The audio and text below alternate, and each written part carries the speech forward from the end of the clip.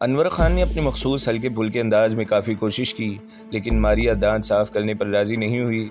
इसने पानी से बस चंद कुलियाँ करने पर इक्तफा किया। इसका चेहरा जर्द हो रहा था। पिछले तकरीबन 12 पहर से इसने कुछ नहीं खाया था, लेकिन फिलवक़्त हमारे पास खाने के लिए खुश्क चनों, मकई के भट्टों और गुड़ वगैरह के सिवा और कुछ नहीं था। जब खाने के नाम पर ये चीज़ें मारिया के सामने रखी गईं, तो इसने एक बार फिर नाक बू चढ़ाई। वो इंग्लिश और चाइनीज़ खाने खाने वाली लड़की इस खुश्क राशन पर कैसे मुंह मार सकती थी? अब खाती काहे नहीं? इसहाक ने फिर आंखें निकाल कर पूछा। ये हम नहीं खा सकता, तुम्हारा तो बाप भी खाएगा, इसहाक ने कहा और ज़बरदस्ती मकई का भुट्टा इसके हाथ में दे दिया। इसने भुट्टा दूर फेंक दिया और चिल्लाई, नहीं खाएगा, नहीं खाएगा, हमको अकेला छोड़ दो। इसकी आंखों से चिंगारियां छूटने लगीं। चंद लम्हे के लिए लगा कि इसहाक इससे फिर मारपीट शुरू कर देगा, मगर इसी दौरान में अनवर खान ने मामला संभाल लिया। इसने खाने पीने की अशिया मारिया के सामने से हटाकर एक तरफ रख दी। मैम साहिबा, जब तुमको ज़्यादा भूख लगेगी तो यही चीज़ें डबल रोटी, केक, पेस्ट्री और फ्राई अंडे से ज़्यादा मज़ेदार लगेंगी। अगर यकीन नहीं तो आजमा कर देख लेना। फिर अनवर खान ने इसहाक को आंखों से इशारा किया तो वो शांत रहे, ये खुद ही ठीक हो जाएगी। अजीबुल वज़ा बारोंदा अभी तक सुरंग के अंदरूनी हिस्से में मौजूद था। मैंने अंदर जाकर इसे नाश्ता कराया। इसका नशा टूटा हुआ था और वो मुसलसल शराब की डिमांड कर रहा था। इसके अलावा वो जल्दी से जल्दी कश्ती में भी वापस जाना चाहता था। यूँ लगता था कि वो जिस तरह शराब के लिए तड़प रहा है, इस तरह इस कश्ती के लिए भी तड़प रहा है। मालूम नहीं था कि इस कश्ती से इसका क्या नाता है। इसके साथ मेरी हमदर्दी सिर्फ इतनी थी कि मुझे इसमें अपने बिछड़े यार इमरान की हल्की सी झलक नजर आई थी। लेकिन अब मैं सोच रहा था कि कहीं मैंने इसे यहाँ लाकर गलती तो नहीं की। वो इन शराबियों में से लगता था जो नशे के बगैर जान बलब हो जाते हैं। अगर इसे कुछ हो जाता तो इसका जिम्मेदार मैं होता। वो लागर और बीमार नजर आता था। इसकी जिल्द स्याही माइल हो चुकी थी। बारोंदा को नाश्ता कराने के बाद मैं सुरंग के एक गोशे में तन्हा बैठ गया। मेरी बेचैन रूह फिर फिड़फिड़ा रही थी। मुझे मेरे अपने याद रहे थे, मेरे गली कूचे, मेरी धूप छाँव, मेरे मौसम और वो चेहरा जो शायद मेरे अब तक जिंदा रहने का जवाब था। वह अपने हाथ से होले होले अपनी गर्दन के अकबी हिस्से को सहला रहा था। चौहान को यकीन था कि मुझे कैद करने वालों ने यहाँ मेरे जिस्म में कुछ रखा हुआ है, कुछ ऐसा जो फ़ौरन मेरी निशानदेही करता है और मेरे निगरान आंधी तूफान की तरह मुझ तक आ पहुँचते हैं। मेरा अपना ख्याल भी अब गवाही देने लगा था, चौहान के ख्याल की तायीद करने लगा था, वरना वो सब कुछ कैसे हो सकता था जो अब तक हुआ था। मेरा दिल चाहा कि मेरे पास कोई तेज़धार चाकू हो, मैं भी अपनी गर्दन के अकबी हिस्से को चीर डालूं, वो शय बाहर निकाल सकूं जो मेरे पाँव की जंजीर बनी हुई है, आज़ाद ज़मीनों तक पहुंचने तक के लिए मेरी हर कोशिश को नाकाम कर देती है। एक अजीब सी बेचैनी किसी गाढ़े धुएं की तरह मेरे सीने में भरने लगी और मेरा दम घुटने लगा। यही वक्त था जब मैंने एक जवान साल बख्शू हमेश को अपनी तरफ आते देखा है। इसका टूटा हुआ बाजू गले में झूल रहा था। इसकी मुट्ठी में कोई शय दबी हुई थी, वो नंगे पाँव था। वो दोस्ताना अंदाज में मेरे करीब ही बैठ गया। इसने मुट्ठी खोली, इसमें चांदी की एक बारीक सी जंजीर थी। ये क्या है? मैंने पूछा। ये जाते जाते तुम्हारी बीवी सुल्ताना ने दी थी, कहती थी कि मैं तुम तक पहुंचा दूं। एकदम मुझे याद आया कि चांदी की ये महीन सी जंजीर मैंने सुल्ताना के पास देखी थी। मैंने हमेश से पूछा वो ये मुझे क्यों दे गई है, इसका पता तो तुम्हें होगा। महेश बोला। वो कुछ देर तक जवाब तलब नज़रों से मुझे देखता रहा, फिर बोला। वो यहाँ से जाते वक्त बहुत परेशान थी, मुसलसल रो रही थी और दाएं बाएं देख रही थी। इसने मुझसे पूछा, लेकिन मैं क्या बताता, मुझे खुद पता नहीं था कि तुम फैरोज़ और इसहाक वगैरह अचानक कहाँ निकल गए हो। इसने मुझे ये जंजीर दी और कहा कि मैं तुम्हें दे दूँ। मैंने खामोशी से जंजीर कुर्ते की जेब में डाल ली। न जाने क्यों मुझे लग रहा था कि इस जंजीर से मेरे और सुल्ताना के ताल्लुक़ की कोई याद वाबस्ता है, लेकिन क्या याद है मुझे कुछ याद नहीं आ रहा था। हमेश खोए खोए अंदाज में बोला, वो तुम्हें बहुत चाहत है महरूज। वो इन औरतों में से है जो जब शादीशुदा हो जावत हैं तो फिर इनका शोहर ही इनके लिए सब कुछ होवत है। इसने तुम्हारी रक्षा के लिए बहुत दुख झेले हैं महरूज, और अब भी इसके साथ जो कुछ हुआ है वो तुम्हारे जीवन की रक्षा करते हुए ही हुआ है। अब इसे तुम्हारे सहारे और प्रेम की सख्त ज़रूरत है, लेकिन अफसोस कि अब तुम इसके साथ नहीं हो। लेकिन मैं क्या करूं हमेश, मैं इसके लिए हमदर्दी तो रखता हूं, लेकिन इसे अपनी बीवी नहीं समझ सकता। ये मेरे बस में नहीं है। मगर महरूज, अगर तुम 1 मिनट हमेश। मैंने हमेश की बात काटी। मुझे मेरे नाम से पुकारो, मैं महरूज नहीं ताबिश हूँ। अगर कोई महरूज था भी तो वो बस एक धोखा था और वो धोखा ख़त्म हो चुका है। मेरे हतमी लहजे को महसूस करके हमेश गुस्सा गया है। ठीक है महरूज, मेरा मतलब है ताबिश। तुम अपने अंदर के हालात को बेहतर समझते हो। अपने बारे में जो फैसला तुम खुद करोगे वही अच्छा होगा। मैंने तो बस एक अमानत तुम्हारे हवाले करनी थी। इसी दौरान में दहाने की तरफ से मारिया फर्गूसन के चिल्लाने चिंगाड़ने की आवाज़ें आने लगी। शायद किसी बात पर इसहाक से फिर इसकी तकरार हो गई थी। वो बड़े वसीले लहजे में कुछ कह रही थी। बीच बीच में इसहाक या अनवर खान की आवाज़ भी सुनाई दे जाती थी। हमीश बोला, मेरा ख्याल है अब ये जान गई है कि इसकी जान हमारे लिए बहुत कीमती है। हम इसके ज़रिए अपनी शर्तें मनवाना चाहते हैं, इसलिए फौरी तौर पर इसकी जान नहीं लेंगे। इसलिए अब ये हर बात पर अड़ रही है। तुम्हारा क्या ख्याल है हुक्म जी और जज वगैरह इसकी रिहाई के लिए हमारी शर्तें मानने पर आमादा हो जाएंगे? आशा तो है कि ऐसा हो जाए। असल में ये एक बहुत बड़ा काम है। मेरा मतलब है कि मारिया का यहाँ पहुँच जाना। शायद तुम लोग जॉर्ज गोरा को मार भी देते तो स्टेट में इतना तहलका नहीं मचता जितना अब मचेगा। बहुत खलबली मचेगी और अभी और मचेगी। ये ना सिर्फ जॉर्ज की बहन है बल्कि स्टील की चहेती बीवी भी है। कहते हैं कि मारिया की माँ लंदन में एक बहुत बड़ी जायदाद की मालिक है। इस जायदाद की वजह से भी स्टील साहब ने अपनी बीवी को आंख का तारा बना रखा है। अपनों की बहुत ज़्यादा मोहब्बत और तवज्जो ने इस लड़की को बहुत खुदसर बना रखा है। इसी वक्त तो लगता है कि ये खुद को ज़मीन की शय ही नहीं समझती। तुम्हें वो पगोडा में आग लगने वाला वाक़या याद है? हमीश ने कहा। नहीं, मुझको कुछ याद नहीं। तुम बहुत ख़ास बातें भी भूल चुके हो। इस वाक़े में तुम्हारी जान बड़ी मुश्किल से बची थी। सब लोग जानते थे कि वो आग मारिया की वजह से ही लगी थी। मारिया की वजह से? हाँ, ये मैम साहिबा एक रोज़ पगोडा की सैर के लिए गई थी। इनके गार्ड्स ने इनकी आमद के वक्त पगोडा को ज़बरदस्ती आम लोगों से खाली कराया। इबादत करने वाले कई घंटे तक पगोडा से बाहर धूप में खड़े रहे। वो इबादत का ख़ास दिन था। तमाम बड़े गुरु हजरात इबादत में मसरूफ़ थे, इसलिए जब मारिया पगोडा में आई तो इसके इस्तकबाल के लिए ना आ सके। पगोडा के खादमों ने मारिया की मौजूदगी में एक दो तलख बातें भी कह दी।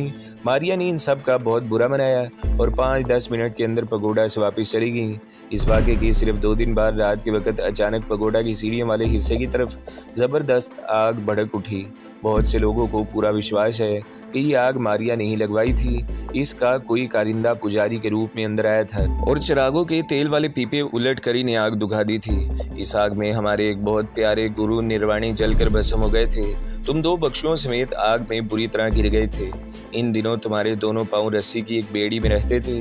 तुम चल तो सकते थे लेकिन भाग नहीं सकते थे।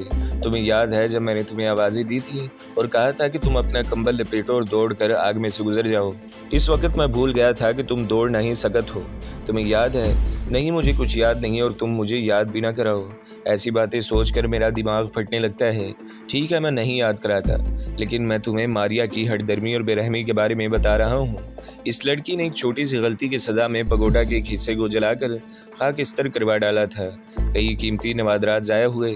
एक बुजुर्ग पुजारी के प्राण चले गए और तुम समेत 3 बंदों की जान शदीद ख़तरे में पड़ गई। यहाँ एक बार फिर सुल्ताना की बात करनी पड़ जावत है। जब आग लगने के बाद सब लोग पगोडा से भाग गए थे और मैं भी वहाँ नहीं ठहर सका था। सुल्ताना भागती हुई वहाँ पहुँच गई। मुझे वो मंजर आज भी अच्छी तरह याद है। इसने कंबल भिगोकर अपने गिर्द लपेटा हुआ था। वो आग के दरमियान में खड़ी थी और पुकार रही थी, अंदर लोग हैं, इनकी मदद करो, इनको बचाओ। फिर मैंने डॉक्टर चौहान को देखा था। इसने भी ऐसा ही एक भीगा हुआ कंबल अपने गिर्द लपेट रखा था। सामने वाले दरवाजे की तरफ से निकलने वाला रास्ता आग ने बिल्कुल बंद कर दिया था। वो दोनों आग में से गुजर कर पहलू वाले दरवाजे तक पहुँचे। इस दरवाजे को बाहर से कुंडी लगी हुई थी। इन्होंने ये कुंडी खोली। दोनों बख्शू दौड़ते हुए आग में से गुजर गए, लेकिन तुम दौड़ नहीं सकते थे। तुम्हें सुल्ताना और चौहान ने अपने दरमियान रखा और कमलों में छुपा लिया। चौहान के कंबल को आग लग गई थी। वो तुम्हें छोड़ने पर मजबूर हो गया, लेकिन सुल्ताना तुम्हारे साथ चिमटी रही और तुम्हें बाहर निकाल लाई। वो एक बहादुर माँ की बहादुर बेटी है ताबिश। उस रोज़ इसने साबित किया था कि हौसलामंदी और जीदारी सिर्फ मर्द का विरसा ही नहीं होवत है। उस रोग लोगन सुल्ताना की हिम्मत पर अश अश कर उठे थे। एक बार फिर सुल्ताना का उजड़ा पुजड़ा चेहरा मेरी निगाहों में घूमने लगा और मुझे महसूस हुआ कि मैं इसे देखना चाहता हूँ, इसके आंसू पोंछना चाहता हूँ। लेकिन वो जा चुकी थी और जाते जाते अपने गले की चैन मुझे दे गई थी। खबर नहीं ऐसा करने से इसका क्या मतलब था। शायद ये चैन मैंने ही इसे दी हो और इसके साथ कोई वादा मुंसलिक हो और वो जाते जाते ये वादा ख़त्म कर गई हो। बख्शू हमेश ने मारिया की बात जारी रखते हुए कहा, ये पूरे जुर्गा में सबसे ज़्यादा नखरे वाली मैम मशहूर है। छोटी छोटी गलती पर अपने मुलाजमों के साथ बड़ी सख्ती से पेश आवत है। पिछले साल इसने अपनी एक मुलाजमा के साथ इस कदर मारपीट कराई थी कि इसकी आंख ज़ाया हो गई थी और बाजू की हड्डी टूट गई थी। मुलाजमा का दोष सिर्फ इतना था कि इसने गलती से मेम साहिबा के बिस्तर पर अंधुली चादर बिछा दी थी और इसी साल ईद से पहले इसने एक मुलाजिम लड़के को 6 दिन भूखा प्यासा एक कमरे में बंद रखा था। लड़के का दोष ये था कि इसने मारिया के पालतू अफ्रीकन तोतों को तकलीफ पहुंचाई थी। वो सिर्फ चंद घंटों के लिए इनके पिंजरों में खुराक डालना भूल गया था।